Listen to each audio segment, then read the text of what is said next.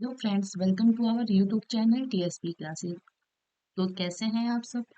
I hope आप लोग बिल्कुल ठीक होंगे। तो चलिए आज की वीडियो में हम डिस्कस करने वाले हैं यूपी डीएलएड आपका जो फर्स्ट सेमेस्टर है उसका जो पेपर वन है यानी बाल विकास, उसी की हम आगे की क्लास डिस्कस करने वाले हैं। तो आप सभी को पता है कि चैप्टर टू चल रहा है और चैप्टर टू में हम क्या पढ़ रहे हैं? बाल्या अवस्था। हाँ, यानी बच्चों की जो जो अवस्थाएं होती हैं, बाल्य अवस्थाएं हम पढ़ रहे हैं। तो हमने अब तक ये पढ़ा कि कितनी अवस्थाएं होती हैं। हमने शैशवावस्था पढ़ा, बाल्यावस्था पढ़ा। अब हम आज पढ़ने वाले हैं किशोरावस्था। ठीक है, अगर आप लोगों ने क्लास नहीं की है तो आप हमारे चैनल पे जाके जो है चेक करेंगे तो आपको प्लेलिस्ट में सारी की सारी क्लासेस मिल जाएंगी। और आज ही जो है अब हम अपना मतलब अगला टॉपिक स्टार्ट करने वाले हैं, जो कि क्या है आपका किशोरावस्था। ठीक है, किशोरावस्था के बारे में आज हम पढ़ने वाले हैं। तो चलिए स्टार्ट। तो किशोरावस्था का जो समय होता है वो 12 साल से 18 वर्ष तक का होता है। यानी 12 से 18 वर्ष तक के जो भी बच्चे होते हैं वो आपके किशोरावस्था के बच्चे कहलाते हैं। ठीक, इसको इंग्लिश में बोलते हैं अडल्सेंस। है बात समझ में? चलिए, अब देखिए आपका जो किशोरावस्था है ये अन्य और नामों से भी जाना जाता है। जैसे पहला है आपका संक्रमण काल। अब इसको संक्रमण काल क्यों बोला जाता है? जैसे किसी भी इंसान को कोई रोग है ना हो जाता है, या किसी बीमारी से वो ग्रस्त हो जाता है, या किसी रोग से संक्रमित हो जाता है, सेम वही चीज इसमें है कि किशोरावस्था में बच्चे को किसी भी चीज से अगर लत लग गई तो वो उसके लिए घातक हो जाता है। इसलिए यहाँ पे क्या कहा गया? ये संक्रमण काल यानी बुरी लत की बात कही जा रही है। ठीक है, इसमें क्या है आगे आगे यहाँ पर गोल्डन पीरियड एज। यानी ये गोल्डन पीरियड एज क्यों कहना है? इसलिए क्योंकि इसमें बच्चे का जो है विकास इतनी तेज से होता है। अगर इस उम्र में बच्चा ठान ले कि हाँ मुझे आगे फ्यूचर में ये करना है और सारा फोकस अपने पढ़ाई पे, अपने कैरियर पे, अच्छी चीजों में दे, तो उसका वो 90% सक्सेस हो सकता है। इसलिए इसको गोल्डन पीरियड एज भी कहा गया है। लेकिन अधिकतर बच्चे ऐसा करते नहीं हैं। ठीक है, चलिए अगला देखते हैं दिवा स्वप्न यानी डे ड्रीमिंग। यानी ये ख्याली पुलाव बहुत बनाते हैं, यानी सिर्फ बोलते हैं, सोचते हैं, कुछ कर नहीं पाते। मैं ऐसे करूंगा, मैं वैसे करूंगा, मैं समाज को बदल दूंगा। तो बहुत सारी चीजें हैं। आपके घर में जो बच्चे होंगे 12 से 18 वर्ष तक के, आप उनको देखते होंगे और उनके अंदर एक अलग तरह का परिवर्तन होता है। और उसमें पेरेंट्स और टीचर्स चाहे जितना उसमें उनको समझा ले, कह ले, उनको चीजें समझ ही नहीं आती। वो अपने आगे किसी की सुनते ही नहीं है। चलिए आगे देखते हैं। आपराधिक काल यानी क्रिमिनल एज। इस अवस्था में बच्चे बहुत सारे अपराध भी करते हैं। ठीक, अगला है आपका परिवर्तन काल। अब देखिए इसमें क्या होता है, शरीर में बहुत सारे परिवर्तन होते हैं, आपके हार्मोन्स में बहुत सारे परिवर्तन होते हैं, इसलिए इसको परिवर्तन काल भी कहा गया है। ठीक, वीर पूजा यानी हीरो वर्शिप। ये क्या करते हैं, बहुत सारे लोग मतलब बहुत सारे बच्चे क्या करते हैं, अपने जो है किसी को भी क्या करते हैं, आइडियल बना लेते हैं और उसी की पूजा, मतलब उसी को पूरा एकदम तन मन धन से उसी को मान लेते हैं कि मैं बिल्कुल उसकी तरीके का बनूंगा, मैं उसकी तरह बॉडी बनाऊंगा, मैं उसकी तरह अच्छा काम करूंगा। मतलब इस तरीके से कहते हैं कि वो किसी एक को अपना आइडियल बना लेते हैं और उसको मतलब पूजा जैसे लगता है कि भगवा भगवान हो गए हैं। तो वही हीरो वर्शिप वो कहलाता है। ठीक है, चलिए आगे देखते हैं।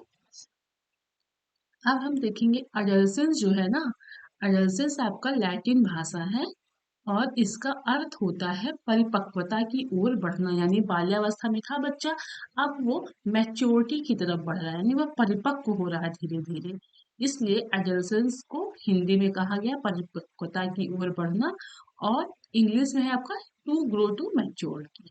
ठीक, चलिए देखते हैं। किशोरावस्था पूरे तरीके से लिंग, जलवायु, प्रजाति और व्यक्ति के स्वास्थ्य पर निर्भर करती है। किशोरावस्था शारीरिक परिपक्वता की अवस्था मानी जाती है। यानी जो किशोरावस्था है वो पूरी तरीके से जो है आपके लिंग पे निर्भर करती है। ठीक, जलवायु, प्रजाति और व्यक्ति के स्वास्थ्य पर निर्भर करती है। जो किशोरावस्था होता है वो शारीरिक परिपक्वता की अवस्था मानी जाती है। ठीक, अब हम देखेंगे स्टैनले हॉल ने क्या कहा है। अब अलग अलग मनोवैज्ञानिक ने जो है जो है आपका किशोरावस्था उसको डिफाइन किया है, तो उसको हम देखते हैं। स्टैनले हॉल ने कहा है कि किशोरावस्था को तनाव, दबाव और संघर्ष की अवस्था इन्होंने कहा है। स्टैनले हॉल ने जो है किशोरावस्था को कहा है कि ये तनाव की अवस्था होती है, ये तूफान की अवस्था होती है, दबाव और संघर्ष की अवस्था स्टैनले हॉल ने इनको बताया है किशोरावस्था को, कि ये जो है तनाव, दबाव और संघर्ष की अवस्था होती है। क्योंकि इसमें क्या होता है ना, किशोरावस्था में बच्चा का माइंड किस प्रकार से काम करता है, वो मतलब इतना जोश में होता है, इतना अग्रेसिव होता है कि उस कुछ भी चीजें बोलिए तो वो बिल्कुल जैसा लगता है कि वो मतलब उसको कंट्रोल करना मुश्किल हो जाता है। आप सभी ने अपने घर में देखा होगा, जो 12 से 18 वर्ष के बच्चे होते हैं, उनका बिहेवियर बहुत ही अलग होगा। अगर आप उनको पढ़ने को कहेंगे, उनके ऊपर जब दबाव डालेंगे, तो उनका रिएक्शन बड़ा अजीब-सा आता है। उनको आप समझाएँगे तो भी नहीं समझेंगे, उनको आप कुछ कहेंगे तो भी वो उनको कुछ समझ ही नहीं आता, उनको सिर्फ़ अपना-अपना ही देखना है। ठीक, लेकिन कुछ बच्चे ऐसे होते हैं कि उनके अंदर इतनी लगन होती है, इतनी मतलब वो इतने कठिन परिश्रम करते हैं, उनका दिमाग इतना तेज होता है, अगर उसी तूफान की अवस्था को टीचर या पेरेंट्स उसको अच्छी दिशा में मोड़ दे ना, तो वो बच्चा बहुत आगे जाएगा। तो ये पूरा मतलब डिपेंड होता है टीचर के ऊपर और पेरेंट्स के ऊपर कि इस जो ये किशोरावस्था होता है, इसमें बच्चे को किस तरीके से हम ट्रीट करें, किससे कैसे हम उसके साथ व्यवहार करें कि वो अपनी मन की बातें मतलब पेरेंट्स के साथ शेयर करें। लेकिन अधिकतर बच्चे इसमें अपने दोस्तों के साथ जो है शेयर करते हैं। ठीक, चलिए आगे देखते हैं। इस काल में व्यक्तित्व का नया जन्म हुआ होता है। स्टैनली हॉल का कहना है कि इस काल में व्यक्तित्व क्या क्या होता है, नया जन्म हुआ होता है। चलिए आगे देखते हैं कुल्हन ने क्या बताया है। कुल्हन ने कहा है किशोरा अवस्था, बाल्यावस्था तथा प्रौढ़ावस्था के मध्य अत्यधिक परिवर्तन का संक्रमण काल है। यानी इन्होंने बताया कि जो आपका बाल्यावस्था है और प्रौढ़ावस्था है, उसके मध्य का जो काल है वो आपका किशोरावस्था है, और किशोरावस्था में अत्यधिक परिवर्तन होता है। ठीक, चलिए नोट एक बार समझ लीजिएगा। जैसे किशोरावस्था को जीवन का परिवर्तन काल, बसंत काल एवं अप्रसन्नता का काल भी कहा जाता है। ठीक है, आपका जो किशोरावस्था होता है उसको क्या कहा जाता है, परिवर्तन काल, बसंत काल या अप्रसन्नता का काल भी कहा जाता है। इस अवस्था में हड्डियों में दृढ़ता आती है, यानी बॉडी क्या होती है, थोड़ा मैच्योर होती है। इस समय शरीर में अनेक अजैविक एवं जैव रासायनिक परिवर्तन होते हैं, यानी बॉडी में क्या होता है, हार्मोन्स चेंज होते हैं। ठीक है, लड़कियों को पीरियड्स आने स्टार्ट होते हैं, लड़की के जो है मूंछ वगैरह निकलना स्टार्ट होता है, दाढ़ी वगैरह ग्रोथ होने लगता है, तो चीजें यही शारीरिक परिवर्तन होना शुरू हो जाता है। ठीक है, अब हम देखेंगे किशोरावस्था की विशेषताएं क्या है। तो वैलेंटाइन के अनुसार इन्होंने ये बताया कि व्यक्तिगत घनिष्ठता एवं मित्रता किशोरा अवस्था की प्रमुख विशेषता होती है। यानी कहने का मतलब ये है कि वैलेंटाइन ने बताया कि किशोरा अवस्था में जो है बच्चा क्या करता है कि बहुत ज्यादा क्लोज होता है अपने दोस्तों से, है ना, मतलब वो पर्सनली बहुत क्लोज हो जाता है, फ्रेंडशिप बहुत ज्यादा उसकी मतलब सबसे परे होता है। ठीक, यानी सबसे ज़्यादा महत्व फ्रेंडशिप की होती है, फ्रेंड्स जो कहेंगे वही हम करेंगे। ठीक है, चलिए अब हम वन बाय वन पढ़ेंगे कि कैसे विकास होता है, शारीरिक विकास कैसे होता है, बौद्धिक विकास कैसे होता है।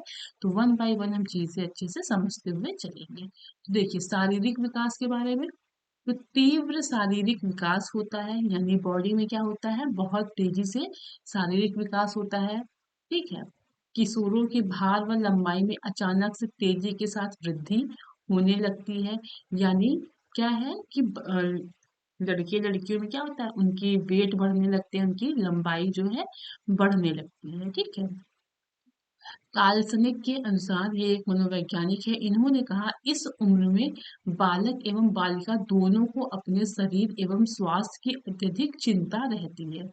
दार्शनिक ने कहा कि किशोरावस्था में जो बालक और बालिका होती है ना, उनको दोनों को क्या होता है कि अपने शरीर यानी वो अपनी बॉडी को, अपने स्वास्थ्य को बहुत लेके चिंतित रहते हैं, यानी बहुत केयर करते हैं। ठीक है, चलिए अगला देखते हैं बौद्धिक विकास। तो बौद्धिक विकास क्या है वो देखते हैं। तो किशोरावस्था में व्यक्ति तर्क चिंतन, वितर्क एवं समस्या के समाधान के विषय में सोचने लगता है और उसकी बौद्धिक क्षमता का विकास बहुत तेजी के साथ होने लगता है। यानी बौद्धिक विकास में क्या होता है कि किशोरावस्था में यानी किशोरावस्था में जो बालक होता है ना, वो तर्क वितर्क करने लगता है, वह अपनी समस्याओं का समाधान खुद से करने के बारे में सोचने लगता है, ठीक चिंतन करने लगता है, जिसकी वजह से क्या होता है कि उसके बुद्धि का जो विकास है वो होने लगता है। ठीक, चलिए आगे देखते हैं। किशोरावस्था में बालकों के बीच विचारों में मतभेद, मानसिक स्वतंत्रता एवं विद्रोह की प्रवृत्ति देखी जाती है। वे समाज और अंधविश्वासों में न फंसकर अपने अनुसार जीवन जीना चाहते हैं। यानी आपके जो किशोरावस्था के जो बालक होते हैं ना, उनमें क्या होता है कि अपने विचार जो होते हैं ना, मतलब कि जो एक दूसरे के विचार होते हैं वो आपस में क्या करते हैं कि डिबेट करने लगते हैं, यानी वो मतभेद करने लगते हैं। ठीक है, उनमें क्या होता है कि मानसिक स्वतंत्रता जो है, एक मिनट समझिएगा। चलिए देखिएगा, किशोरावस्था में क्या होता है कि जो बालक के विचार होते हैं वो आपस में मतभेद करते हैं, यानी वो ये कहेंगे कि मेरी बातें नहीं, जो मैं कह रहा हूँ वो सही है, तो अपना विचार रखेगा किसी भी टॉपिक को लेके। ठीक, और मानसिक स्वतंत्रता देखी गई है। ठीक, यानी वो कुछ भी बोलते हैं, कुछ भी बोल देंगे।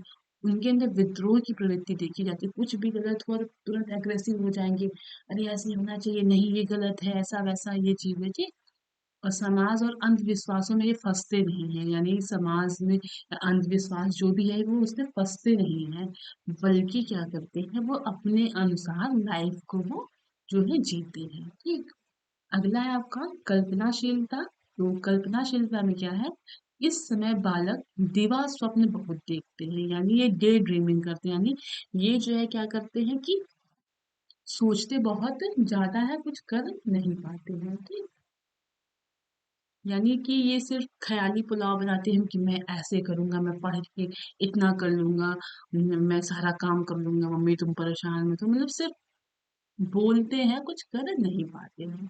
ठीक, साहित्य एवं कला की तरफ रुचि बढ़ने लगती है, यानी इनका जो है साहित्य की तरफ और कला की तरफ क्या होती है, इंटरेस्टेड होने लगते हैं। ठीक, चलिए अगला देखते हैं। वैलेंटाइन ने इस अवस्था को अपराध प्रवृत्ति का समय माना है। वैलेंटाइन ने कहा है कि ये जो किशोरावस्था का समय होता है ना, ये इसमें बच्चों से बहुत मतलब गलतियां होती, क्राइम होती हैं, कुछ अपराध हो जाते हैं, इसलिए इनको अपराध प्रवृत्ति की समय भी माना गया है। जैसे कोई प्रोटेस्ट हो रहा है या कोई धरना हो रहा है, तो वो इतने एग्रेसिव होते हैं कि वो भी जाके उसमें इन्वॉल्व होते हैं। इनमें क्या होती है, देशभक्ति की भावना बहुत ज़्यादा होती है, ये नेता बनने लगते हैं, है ना? चलिए आगे देखते हैं।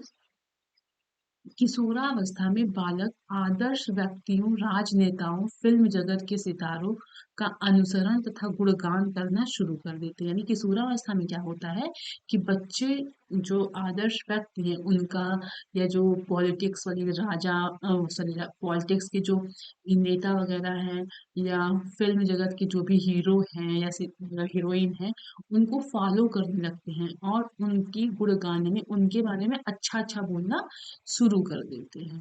ठीक है, अगला है आपका धर्म और भगवान में विश्वास होने लगता है, यानी इनका क्या होता है कि धर्म में और भगवान में ये धीरे धीरे विश्वास करने लगते हैं। ठीक, अगला है आपका व्यवहार में भिन्नता।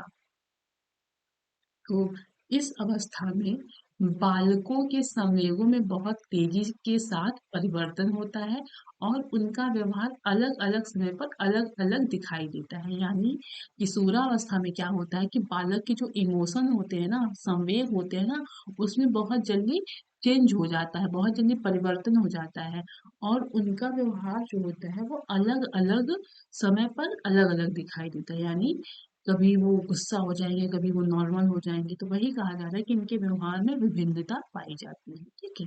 चलिए आगे देखते हैं। स्टैनले हॉल के अनुसार इन्होंने क्या कहा वो देखेंगे।